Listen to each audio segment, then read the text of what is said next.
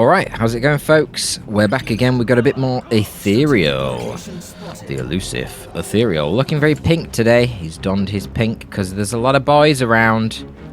And he wears it to make the boys wink. Why else would you wear pink? Except if you want to make the boys wink. These Pathfinders look pretty cool. I like the pink colour scheme actually, Toil. Looking pretty good, mate. Looking pretty good. Looking pretty good, my friend. I'm just thinking about ways to make the models differentiated between the Fire Warriors and the Pathfinders. A lot of people, especially those who haven't played too much DAO 1, find them very hard to distinguish. And you can certainly see why. It's a bit easier when it's sluggers and shooters and they've got very obviously different weapons, but yeah, I don't know. It's not easy to see how, other than just giving them a different coloured helmet. Anyhow, double Fire Warriors versus double CSM. Big map, no cover.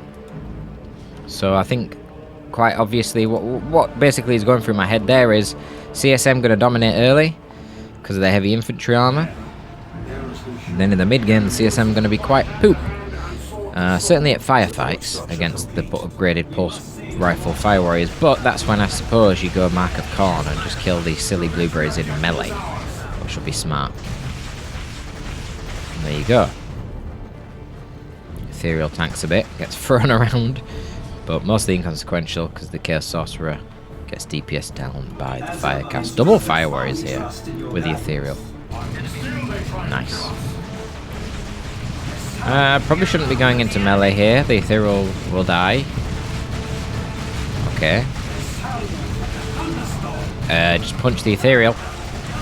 They're forgetting about him. Oh my god, Vagrant. Wow, even missing the initial punch still kills him. Yeah. Now he's in melee with Fire Warriors. Happy times for CSM. Sad times for Fire Warriors. Yeah. There you go.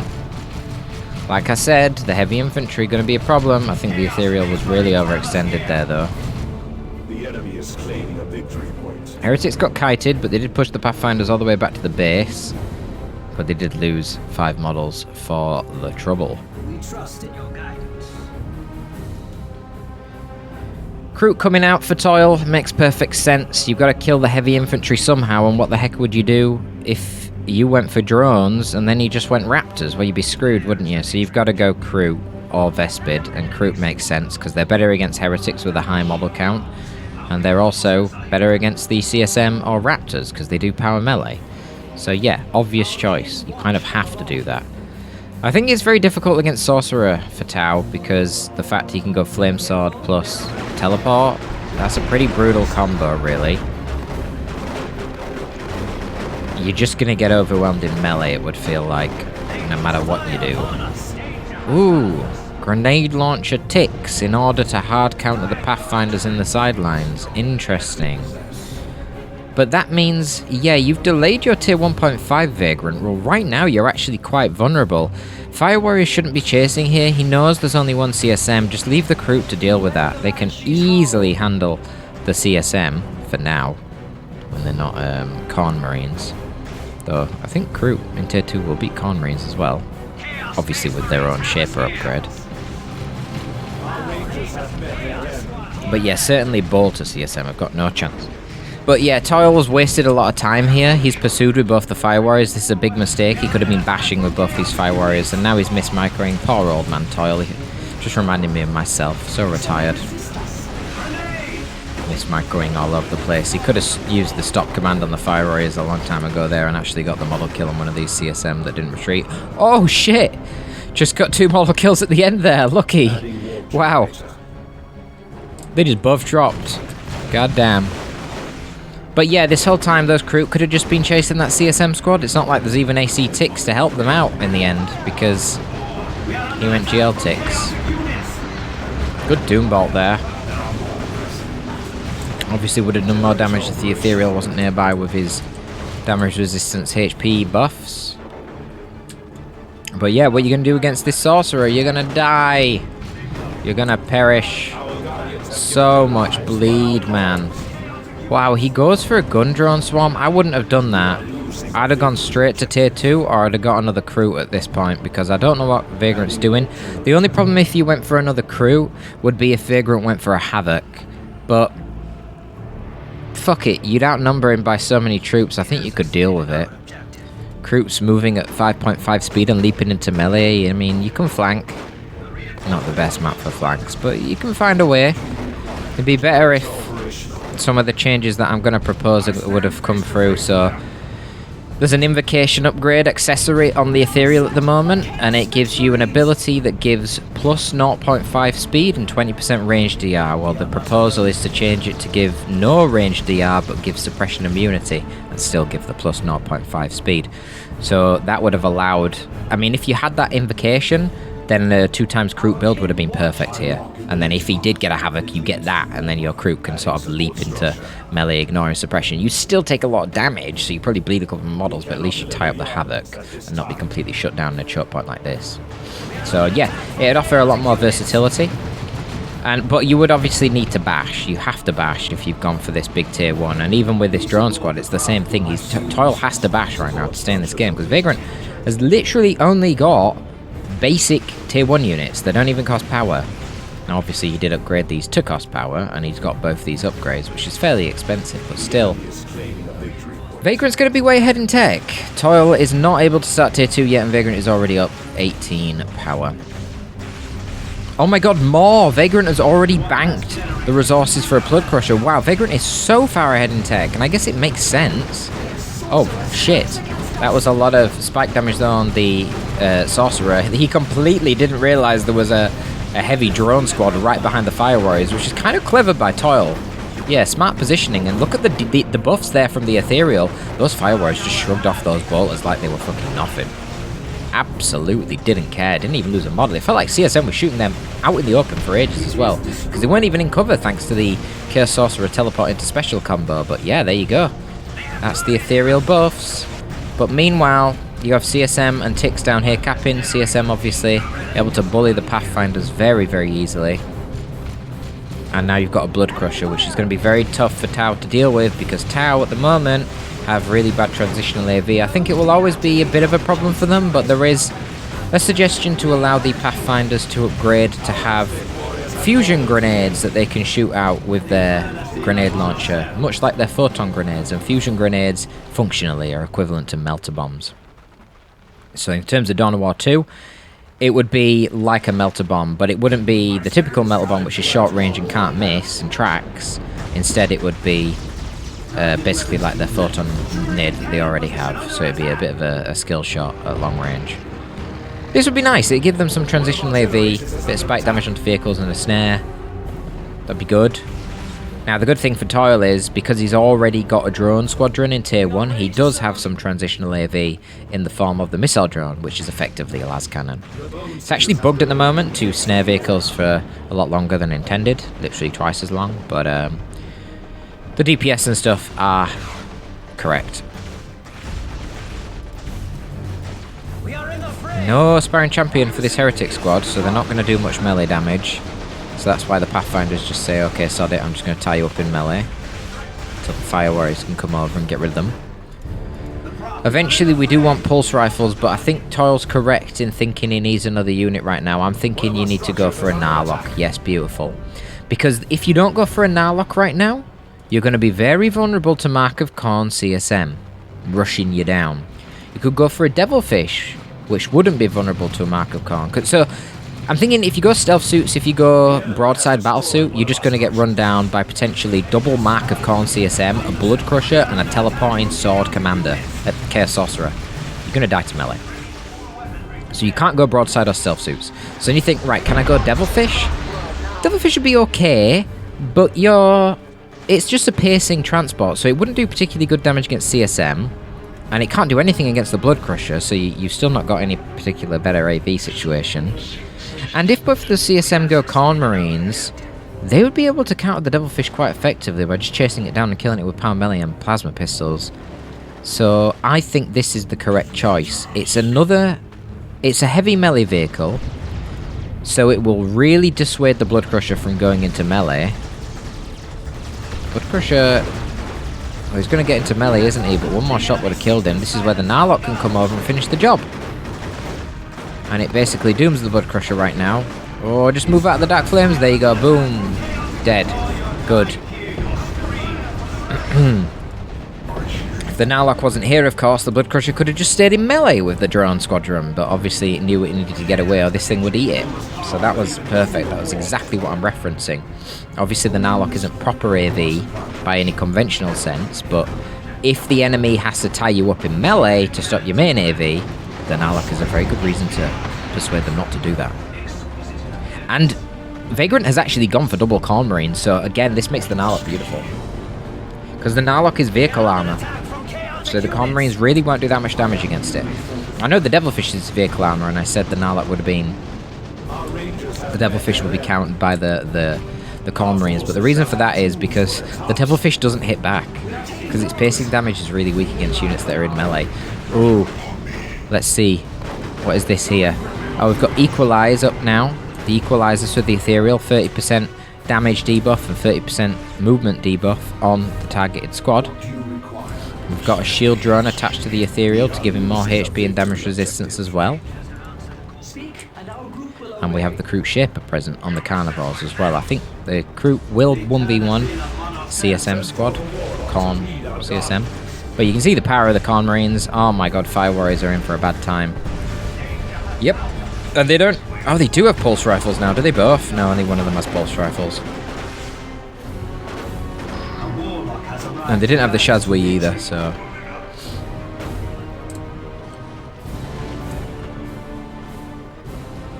So they were missing out on potentially an extra 25% damage there.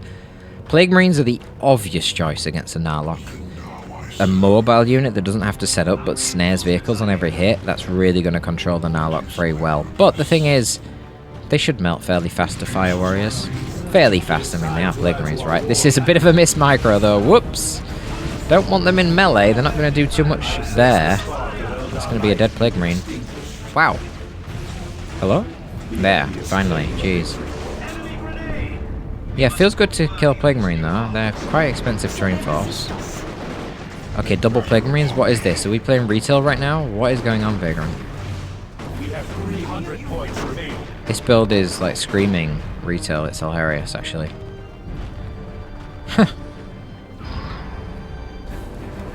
What's going on down here? Is this a gravity drone? I believe so.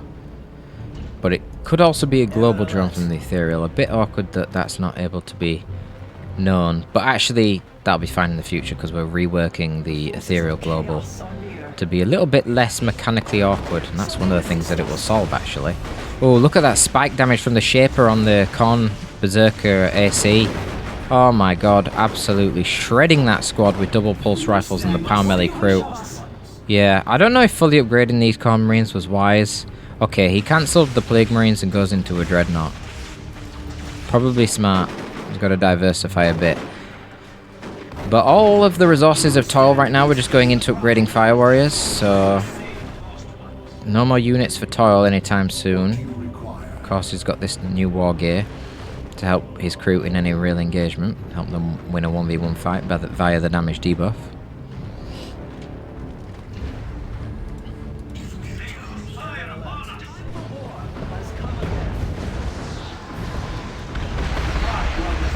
Very wee damage coming out, but there you go, a nice ambush from Kroot. Look at that, I love it. Hiding, because if Kroot stay... Is that Sigil? What the fuck? He's sigilling them into Corn Marines, but they don't lose against Corn Marines. They win, they're power melee, dude. Yeah, wow. And then the pulse rifles come over, and they contribute. My god, dude. Oh, I think they could have stayed in there and killed the Chaos Sorcerer, to be honest. Oh, they had a shield drone attached as well from the Ethereal Global. And now look at the Fire Warriors with their upgrades. Absolutely shitting on these guys. Equalize cast on the Plague Marines, debuffing their speed and damage so they couldn't even flee. Nice, nice, nice, nice, nice. And the Narlock just chased down the Chaos Dreadnought. Chaos Dreadnought went for the Mark of Tzeentch. So yeah, it'll do really nice range damage to vehicles, but it won't be that good against infantry Corn Marines down here do dispatch the Pathfinders. Yeah, I think these Corn Marines have been a failure. They've been too heavy of a commitment. There's a full gen farm over here for Vagrant. Seems a little excessive. I don't know when he built all those gens. But it doesn't look like he needs the power. Looks like he needs the wreck more than anything. I suppose it's about even and he's about to lose it. A little bit of suppression here from the T-Dread. Narlock can rotate around. Whilst there's only one AV, it doesn't have to fear the T-Dread. But when the Plague Marines are there to snare him, it will have to fear the T-Dread. Though the T-Dread is getting a little bit close right now. Gorn Marines are in a bad position, retreating through Crew and a Narlock. Oh my god. Oh my god. And all the pulse rifle damage. Ethereal going to tie up the Plague Marines, but the Chaos Sorcerer is counter-initiating him. Clever. And now the Crew can take over the job of the Ethereal and tie up those Plague Marines. Now the decision is, do you commit with a Narlock and go after that T-Dread? Or do you not? No, he's going to back off. That's fine. Problem for Tau is they lost their missile drone squadron. I don't know when they even lost that, but they did at some point. So I think now he's in tier 3. He needs to go for a hammerhead. Get a railgun on it. Outrange the T-Dread tremendously. You've still got the Narlock to counter-initiate. The good thing with the Narlock is you don't need repair support. It'll just go heal up base, which is pretty nice actually. Look at the model kills from the Crew. Oh, they're going to love that. Nice fat HP regen for them. But they should probably retreat now before they bleed models. You don't want to be bleeding unnecessary models on your Crew. This is one of the big weaknesses of Tau late game. Bleeding too much from all the tier 1 light infantry. So that's nice. He only loses one model. That's not too big of a deal. And he's got the full gem bash. So Vagrant's going to be stuck in tier 2, but he did opt for double Chaos Dreadnought. Which, yeah, I think is probably the best thing that he can do in tier 2. In theory, if he catches the hammerhead, the hypothetical hammerhead, out of position, he might be able to kill it with the T-Dread. He's got the warp global. Could like teleport the Chaos Sorcerer forward, warp the T-Dread into close range. If you've already snared a hammerhead with the Plague Marines, you'd be chilling, but now I'm thinking maybe it's actually better just to go Crutox. Crutox do heavy melee, T-Dread has no melee resistance, Crutox are light infantry, so they don't care about Plague Marines. And what the hell is going to kill the Crutox? You've only got KCSM, that's the only thing. And the Crutox can... They've got an active ability that does AoE knockback repeatedly around them for a set duration, so if they try and commit, you just save that ability for them and then focus fire them with your Fire Warriors. I actually am thinking that Crutox might even be better than the Hammerhead right here, but we're going to see the Hammerhead. The Hammerhead just costs a lot. You could certainly follow it up with Crutox after. Oh, mispositioned his T-Dread there. It's only going to get one missile hit there. No, it missed all three. Fucking hell. Default Chaos Dread. Yeah, it's a lot of damage from the T-Dread against vehicles. Once again, Corn Marines easily dispatched by the Crew plus Pulse Rifle combo. It's a very good combo against heavy infantry. So the Ethereal engaging, he now has his combat armor, which gives him the ability to go temporarily invulnerable, as well as just improving his max HP and his HP regen. But we have the Hammerhead getting pursued by the T-Dread. It only has the Ion Cannon at the moment. Ah, Tranquility, very nice. Slows all units around them, stops them using abilities and shooting ranged weapons. They can still fight in melee. Well, that shuts up the T-Dread for a bit. You could actually use that to win a duel against the T-Dread, but that's a lot of red that he just spent on that global. Still got 149, but yeah, unfortunately the Narlock is overcommitted. He's got his DR boost from being nearly dead, but you just don't fight that thing in melee, and he does shoot it down with all of his AV here, so that's nice for... That's actually a very big pickup for Vagrant, to be honest, because that could have tied up the T-Dread. Yeah, I'm not sure what the Fire Warriors are planning right now. They're just bait, but they're bleeding like crazy. This is the late game problem I'm talking about. They're going to bleed so much requisition. Please retreat these, Toil. He hasn't got the resources for a railgun, it seems, which would increase his damage per hit and range tremendously, but actually not increase his DPS that much. But I think the range and DPH would be really important right now against these dreadnoughts. Foe seeks to deprive us of a vital resource. And the problem with Hammerhead versus the Narlock is you do need to repair this thing, and he only has one Pathfinder squad to do it with. Tell us our task. But the crew are getting their job done. I've actually noticed the VPs are getting very low at this point. 138 for the Tau, 118 for Chaos. And Vagrant's just going to get another Dreadnought. They're doing the job, aren't they? And that one of the Dreadnoughts can just sort of chill down here. Oh, that's nice. Sigils them back to base. He was hoping to catch the crew, which would then get suppressed by the base turret. I like that play. These crew running around with a shield drone as well for even more damage resistance and HP. They are some tanky boys. Wouldn't surprise me, to be honest, at this point at level 3 if they would solo the KCSM and the Sorcerer at the same time, even with Coruscating Flame on the Calm Marines. I bet they would. So here's the Hammerhead. He still doesn't have a railgun. So yeah, he's kind of messed up as Toil in his rotation here. He's rotated down bot with a Hammerhead, but that Dreadnought's already here and he's not got anything to go up top. Okay, now he's getting the Crew Tox. I really like that choice. This is 100% the best choice right now. I really think that Crew Tox might have been better than the Hammerhead. And double Crew Tox would have been crazy good against this comp. Get a few invocations that buff the melee. Get the invocation of Tides to give more HP and melee damage to a squad, and then get the Zephyr's Grace for damage resistance against ranged and more movement speed. And those Crew Tox, man, they would tear apart these Dreadnoughts. Another Sigil. Just dodged that Sigil. Trying to bait them into this firing line, which would have been quite brutal, actually. Another late game Heretic squad purchase just for repair support. Makes sense when you've got triple Dreadnoughts on the field and a Khorne Dreadnought over here. Nice. That's the one that's going to be on its own. And that's good because it protects you against Crew Tox. The Khorne Dreadnought should be able to easily beat the Crew Tox. Crew Tox have a drone on them as well. Problem with the drone on the Crew Tox is that it always spawns at the front of the formation. But yeah, what we're going to do is we're going to make it so that it's an untargetable entity that follows the squad. It doesn't actually provide the 150 HP or make it look like there's an extra squad model or be killable, but it will just have a long duration of about 3 minutes or so, and it'll still provide the 15% DPS to the squad for that duration and follow them around so you can tell that it's on it. Well, here you go, the big engagement. I don't think the toggle is on from the Ethereal, which is a big mistake.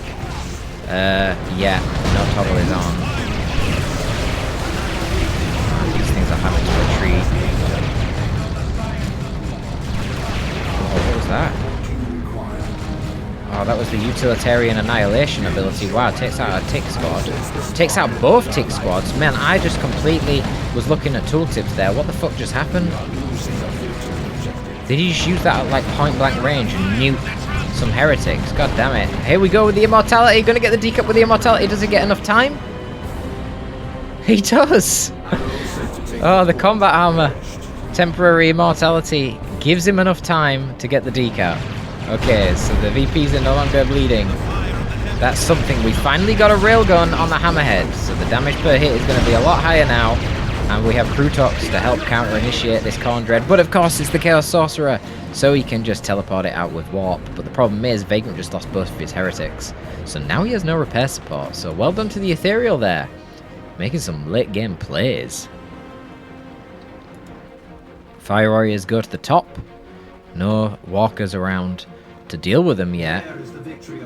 Suppose in theory, Khorne Marines should be able to deal with both of them. I'm sure they'll have the durability, even though these are two level 4 Fire Warriors. They don't... Oh, these ones do have their Shazwi, so they have the aim in one stat ability, but they didn't use it. They really needed to use it if they wanted to beat the Khorne Marines there. But there is a flank from triple Dreadnoughts anyway, for crying out loud, so these Khorne Marines need to be healing up. Sorry, not healing up, capping up. Okay, let's have a look at what's going on with the railguns. We've got another Sigil coming down. Where's this one going? Boom. Where the fuck did they send them? Oh, it just sent the Crew Tox away. And they're kind of wasting their knockback on demand ability. Oh my god, they knocked over their Pathfinders. Wait, no, that's not meant to do friendly fire. That ability. Oh shit. Oh no, wait, it does do friendly fire. No, that is the point, yeah. It does friendly fire, so you're meant to combo with things like broadsides and crisis suits that can't be knocked over. But yeah, there you go. Nice. That's what we like to see.